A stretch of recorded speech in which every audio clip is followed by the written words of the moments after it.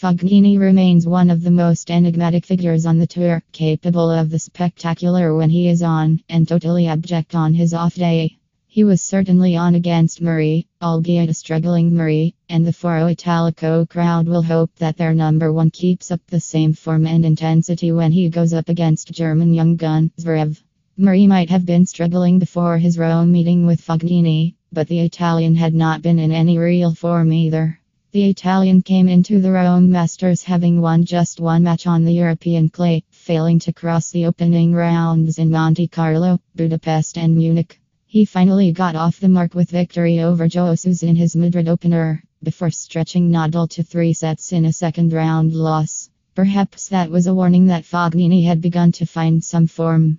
It certainly wasn't heeded by Murray. Fognini began his Rome campaign with a 6-1, 6-3 victory over qualifier Matteo Berrettini before his stunning victory over Murray in the second round. Fognini blasted 31 winners past Murray, including 23 on the forehand wing as he turned on one of the best performances of his career to upset last year's champion.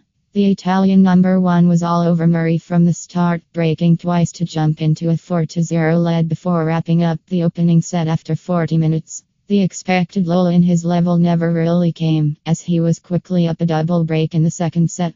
Murray grabbed one of the breaks back as Fognini served for the match, but the Italian would not be denied at the second time of asking, sealing the win on his first match point. Fognini is seeking the third quarterfinal of what has been a patchy season, having made the last 8 in Sao Paulo, and reached the surprise semi-final in Miami, and standing in his way is Alexander Zverev. Zverev is in pretty decent form, having won 9 of his last 10 matches, a run which yielded a title in Munich, his first title on home soil, which also doubles as his first title on clay.